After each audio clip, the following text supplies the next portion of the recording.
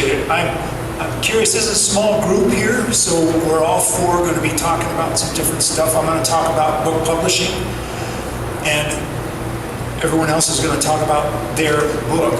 But I'm curious about you all. How many of you here are authors? Show of hands. Okay. Well, yeah, but they expect us to, well, never mind. I'm just curious.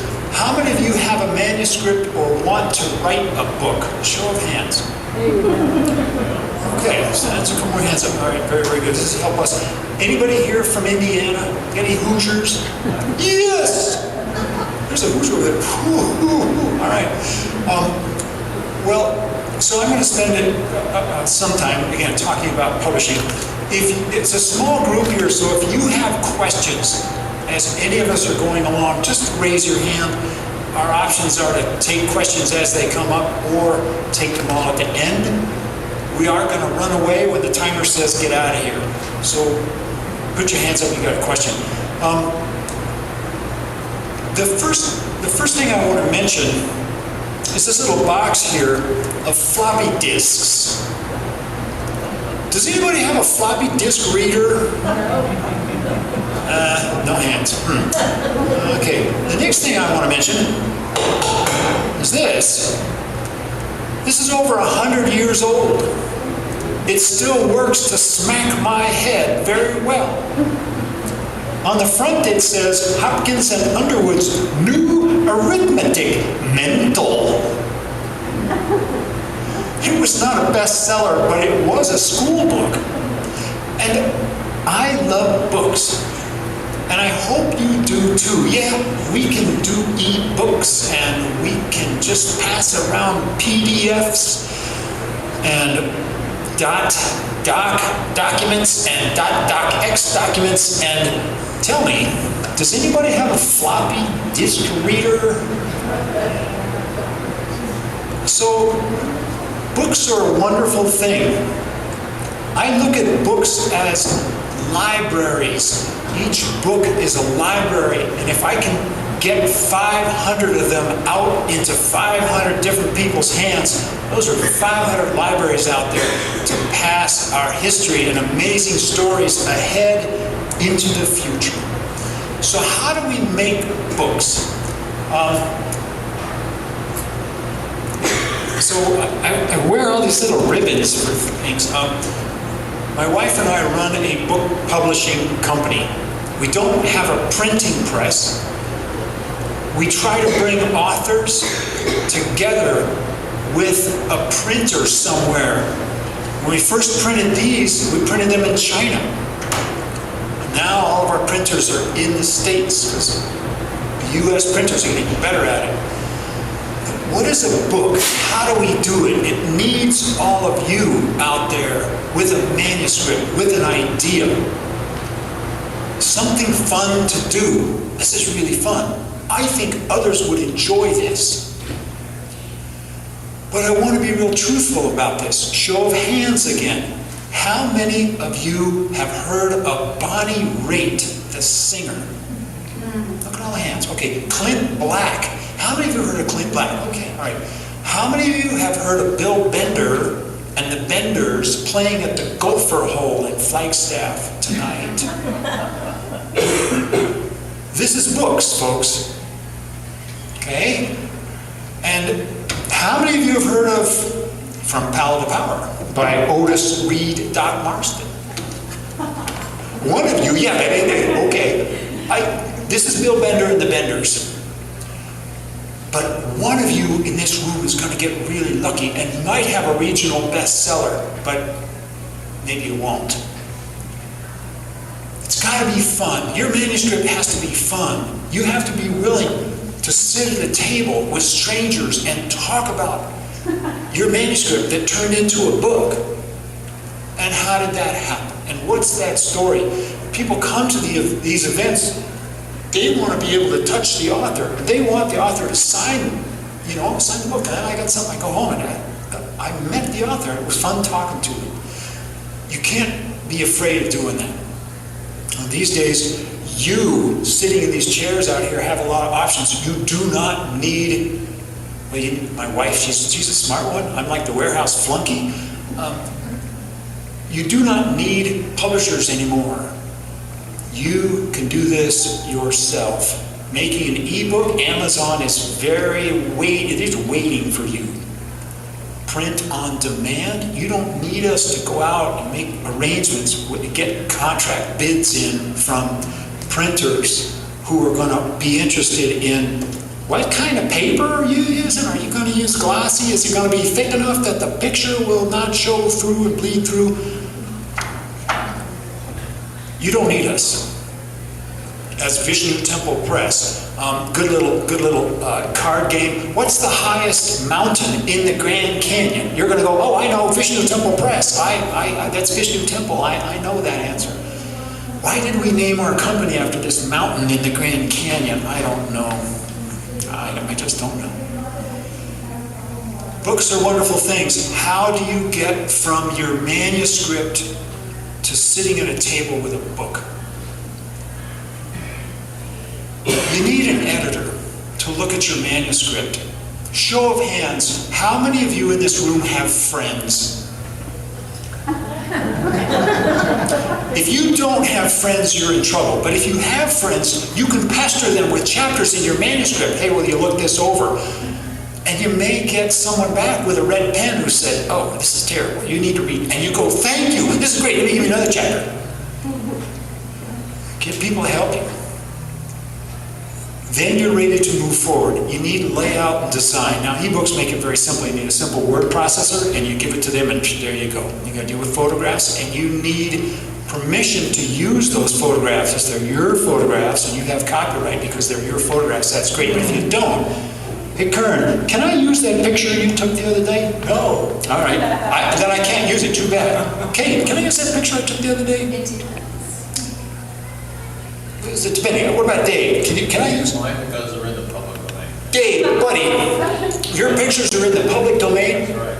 I want to cite that in my manuscript where I got this photo that I have permission to use it. It's in the public domain. It's come from the Huntington, or it's come from a national park, or it's come from my friend who's given me permission. I want a simple email that says, that's okay. Great. Then what?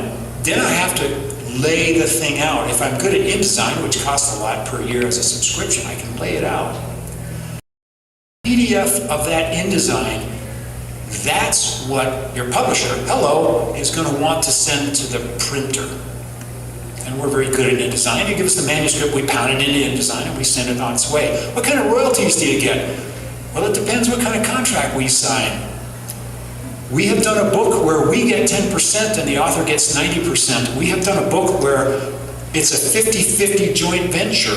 We're both sharing in the risk. We have done a book where you get 10%, we get 90%. We're still sharing in the risk. In a nutshell, that's making books.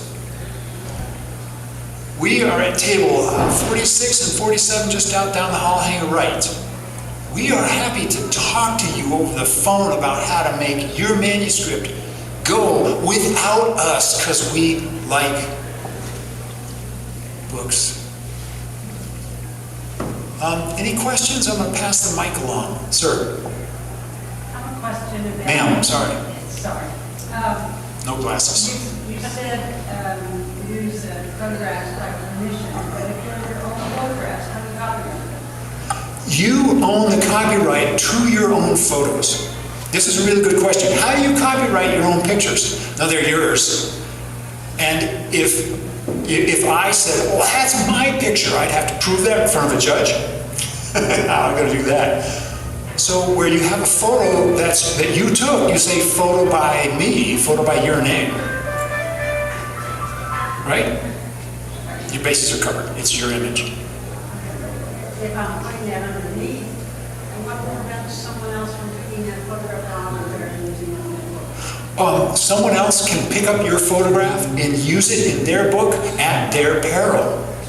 You send them a cease and desist order. Hey, I got your book, and that's my picture, and I'm telling you to take that picture out of your book. and they have options to do that. They can blank that page out, okay? But they have to be responsive to you, and if they're not, you take them to small claims court. Time out. That's assuming that you didn't do the discovery. That's right, you have to do the due diligence. That's right. Thank you. And we're going to, okay. Yes. Hi. Oh, wow, that's loud. So, first a little bit about my husband, who actually did the only recorded solo canoe trip down the Verde River, 190 some miles. I'll keep looking at Tom for verification about things. But, and the Gila River, which starts in New Mexico and ends in Yuma. How many of you know where the Verde River is? That's awesome. We asked people in Phoenix, and very many people do not know where this river is. And they don't know that they're drinking the water from it.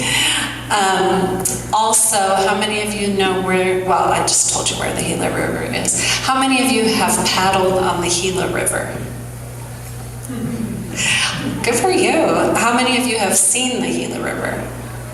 When you go, yeah, you cross it on the freeway on the way to Tucson.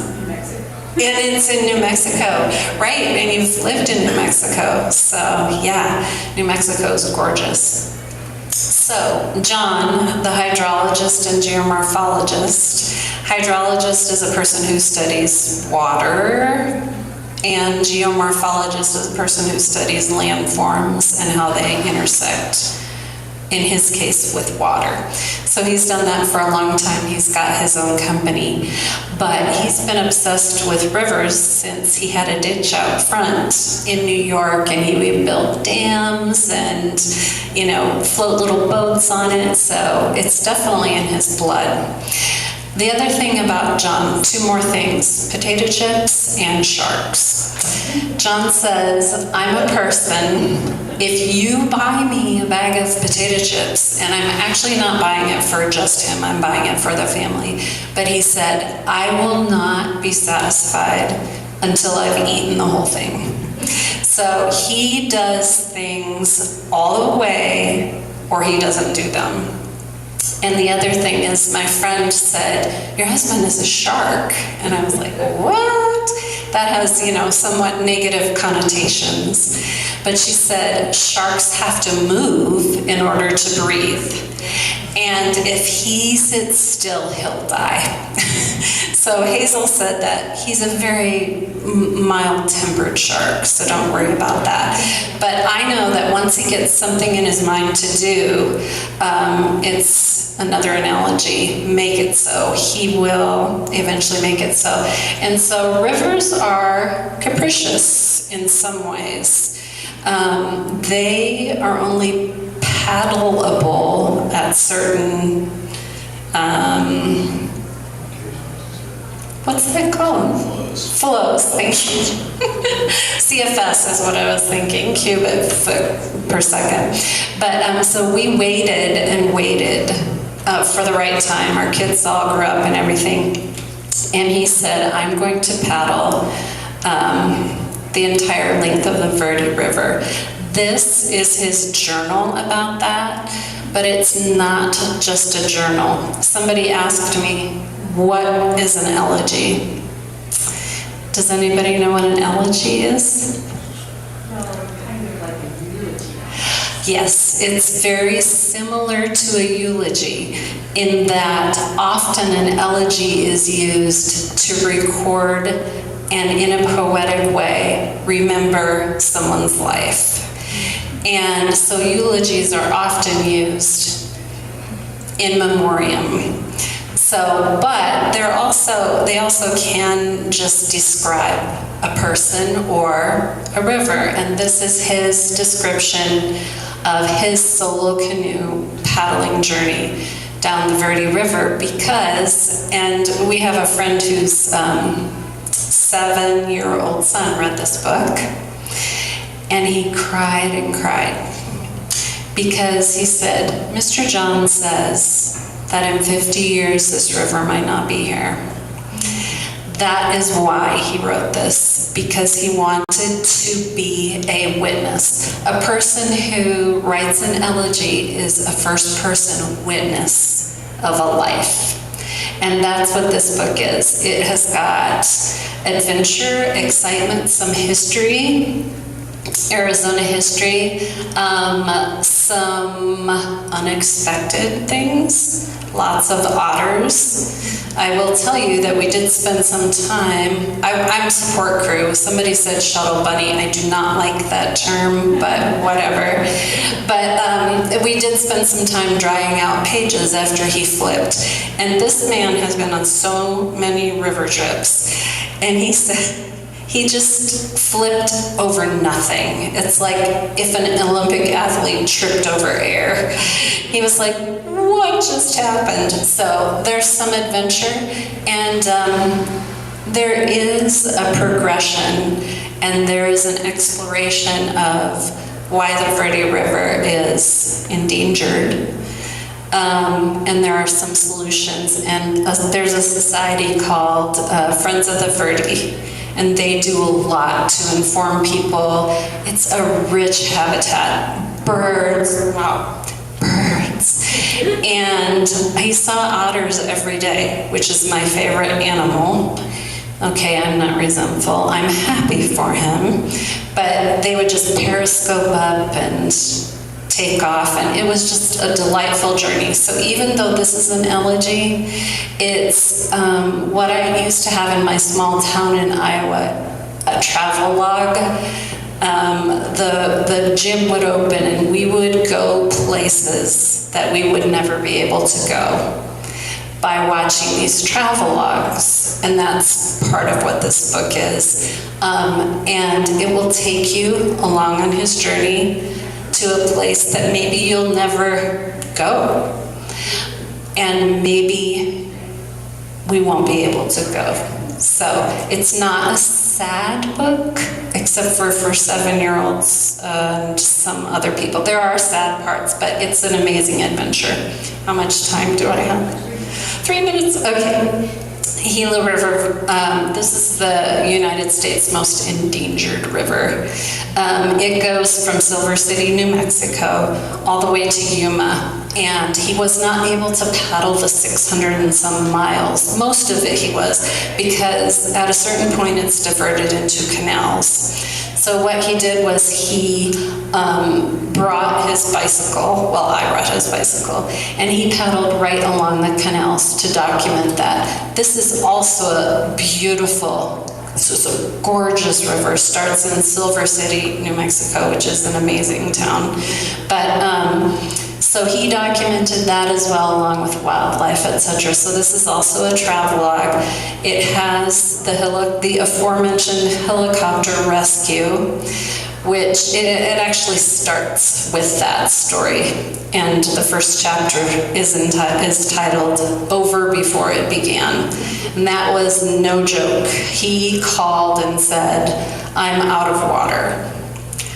And then he broke out. You know, he had the satellite phone, and I thought he was out of drinking water, but he was out of river water because it disappeared into the ground. Also a problem because he was in a forest of tamarisk and he couldn't get out. Anyway, so that's a story in this book. So yeah, am I forgetting anything? Any questions? Any questions? Yes. You have a question. Oh, you're saying it's over. Okay. Oh, I have 1 minute. What else do I want to say? Is he working on anything new?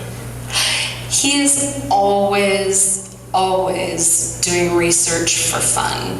And right now he is reading about some nefarious characters in the Old West that he stumbled upon when he was just reading about rivers. So yes, it's Robinson. There's a guy named Robinson. So he's finding all this information. So he is doing that. Thank you for asking, but he always has a calendar of fun and adventure. So we have many adventures planned. Thank you for asking. Any other questions? Yes. Do you go on any of these river trips? Yes and no. He wanted to be the record holder for the solo canoe trip. And so I don't do anything but support crew, but I do get to go along. And I have been on many, many river trips with him. I am the reason we own several rafts, however, because somehow I don't know not to lean one way or the other, and I flip in a canoe, which that's fine. But he prefers the canoe. Okay, I guess I'm done. Thank you.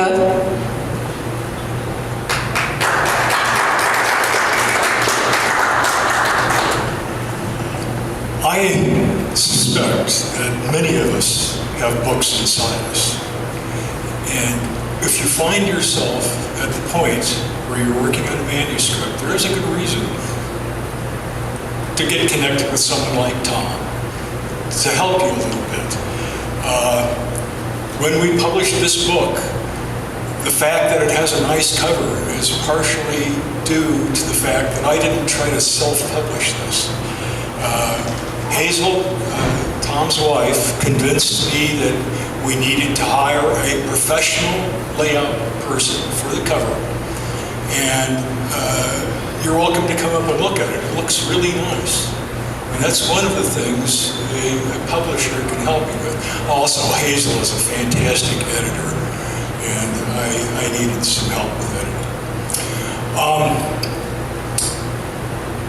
When I retired, I kind of cast around for a project and tried a number of things on over the years. Started thinking about, would I want to write on this subject and that subject? I thought about a hiking guide around Page, for example.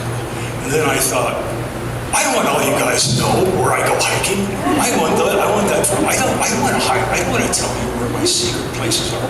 So I gave up that idea. And it went through several iterations of that. Well, about, 10 years ago, my wife and I happened to be hiking the Wood Forest Trail on the north rim of the Grand Canyon. And we didn't really know who Wood Forest was. You read a little more about him and so on. And then, he's buried at the South Rim Cemetery. And I thought, there's a cemetery in the Grand Canyon? We've been around the Grand Canyon for a long time. There's a cemetery there? Well, there was a cemetery there. We learned about the cemetery. We went and visited. We found Wood Forest's grave. And when we did that, my wife said, gee, wouldn't it be nice to have a map of the cemetery so we could actually go and find who's buried where without wandering around for an hour and a half. And indeed, this is the map that she designed from that project. And after that, I thought, gee, well, not everyone buried in the cemetery is on this map. Wouldn't it be nice to have everyone, to know a little bit about everyone in the cemetery? Because, this is the Grand Canyon. And so that's how the idea for the book got started. As a matter of fact, initially I was just going to make a list of the people. And then he wanted a little detail, he wanted cause of death. Of course, I'm a pathologist, a retired pathologist, and I can't help myself. I get attracted to that sort of stuff. And then the stories just kept growing. And you learn, okay, we all know about the Cole brothers at the Grand Canyon and John Hance and these famous people. But there are a lot of people there that aren't well known that really have interesting stories. Like this guy named Tom Martin. There's an example. He's not in the book. The fact is that everyone there has an interesting story, as we all have. So that was the idea, to list everyone who was buried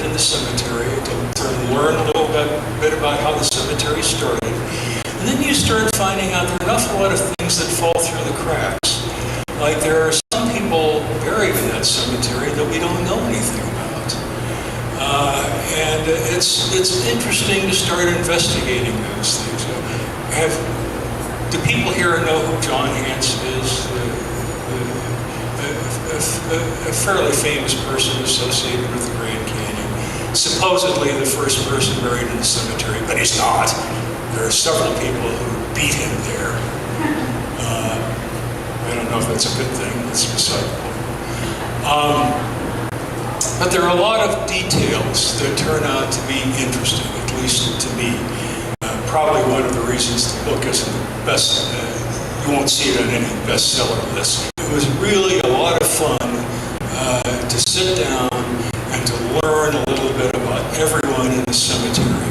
And you get involved in these projects. I would just bet that we all have one or two of these projects in us. And if you're casting around for something to do in your retirement, you might think about this sort of project. I really think that's probably about all I'm going to say, unless some question about, I have a question from an anonymous person I happen to be married to. Are there any other people other than those buried at the South Rim talked about? Oh, I'm glad you brought that up. Yes, there are there's another cemetery in the Grand Canyon at Lee's Ferry. Just on the edge of the Grand Canyon. So that's a small cemetery, and I talk about that in this book. And there are a few isolated grave sites scattered around. There's the Riffy grave on the North Rim. That's a very, very interesting place to visit for people who haven't been to Torrey. It's a wonderful place to go to. And that's another reason to think about this book. You can places that you might want to visit at the Grand Canyon. Any other comments or questions? What's the name of your book?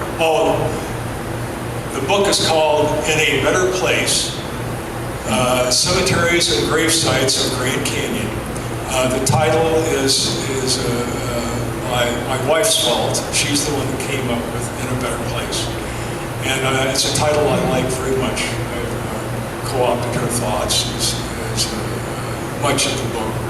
Her name really ought to be on it, in addition to mine. And you might just mention the back cover and some of the things that you could learn. Oh yeah, all right. I have a list of things. Why is there a cemetery at the South Rim? Why put a cemetery in a national park? I mean, that seems kind of an odd thing. And it happens if you start thinking about the cemetery at Lee's Ferry in Lonely Dell. There happens to be someone who was originally buried in the root cellar. And has anyone been out in Lonely Dell? Hold up your hands. Okay, well, so there is a root cellar out there, and there was someone buried in the root cellar. They may still be there, we don't know. And how many burials are there at the North Rim? Well, not very many. I mentioned Riffy. L.C. Reed, someone that a lot of people don't know about, buried at the cemetery. They say L.C. Reed was murdered by Martin Buckley. That's a very, very real possibility, another character from the Grand Canyon. And there's a nurse who is the main medical facility at the Grand Canyon back about 1920. She ended up as the American Legion post commander. You think American Legion, after World War I, mostly a male organization, but there were a lot of nurses associated with World War I that ended up full members of the American Legion. And she ended up as the commander of the American Legion at the Grand Canyon. There's the Reno Racketeers, who are a band at the Grand Canyon. Gunnar Woodforce, I mentioned him. If you look at the American Legion Memorial, one more minute, okay. If you happen to look at the American Legion Memorial at the Grand Canyon, you'll see a number of names on that on the plaque. One of them happens to be a Japanese American, and that's an interesting story all on its own. Okay, I can see the glazed looks now. I have a question. Okay. And forgive me if this is not a question, but, so, please, Barry, is there a problem with erosion with the cemetery? Is there a problem? Does that make sense? No, possibly in the future. Yeah. The cemetery is on slightly higher ground than Yeah. Lily Dell. It's been there since 1874, first burial, since 1874. It's closed, obviously, it has been since 1933, as I recall. But yes, there is some potential for flooding here in the future. The Brea River. Priya River. Yeah. Yeah, good. Well, and they were going to put Marble Canyon Dam. It was thought it was going to be flooded. If Marble Canyon Dam had gone in, it would have been flooded. And they moved One body got moved up to Springerville because of that. Okay. All right.